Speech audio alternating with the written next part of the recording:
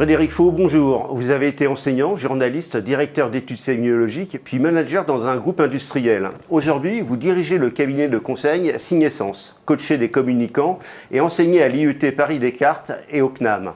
Que préconisez-vous en l'absence de stratégie explicite?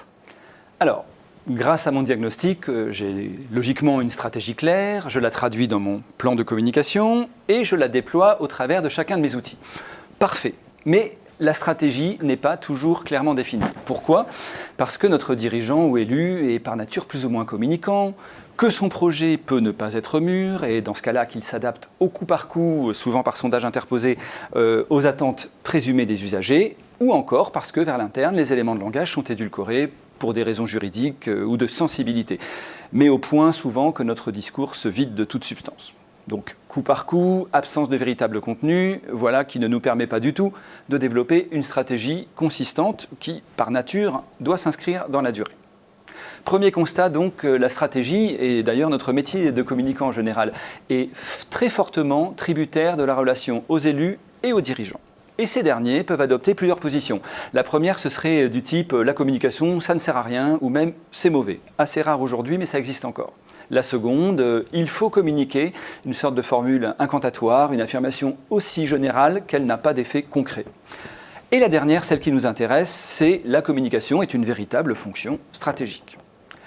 Mais il reste qu'un contexte flou sur ce plan fait partie intégrante de l'univers des communicants, avec pour conséquence de rendre notre communication alors soit vidée de toute substance, une sorte de pur affichage, un alibi chargé de dire qu'on a communiqué, soit sans cohérence, ballottée au gré des événements, et dans tous les cas non évaluable, puisque sans objectif clair, je ne peux pas évaluer, et elle devient donc sujette à toutes les critiques. D'accord Frédéric, mais que faire alors? Votre première action, dans ce cas, c'est sans doute d'aller vendre à votre élu les bénéfices qu'il pourrait retirer du fait d'énoncer une stratégie claire et explicite. La seconde, par défaut, ce serait de vous appuyer sur une stratégie dite justement par défaut. Il vous suffit alors de la décliner dans vos outils, dans vos actions de communication et dans vos briefs. Vous passez en quelque sorte par le concret et ça vous permet de contourner l'absence de position stratégique. Au gré des validations de vos élus et dirigeants, des ajustements et des critiques, ces derniers peuvent être amenés à valider en creux votre stratégie.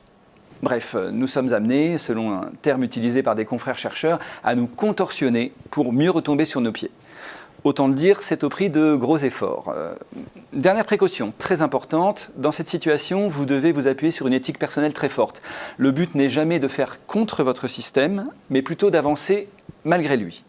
Aussi longtemps que vous vous mettez de manière constructive au service de votre collectivité, vous êtes totalement dans votre rôle de communicant. Merci pour ces conseils. Nous allons maintenant approfondir un domaine qui s'impose ces dernières années comme une tendance forte de la communication publique. J'ai nommé le marketing territorial.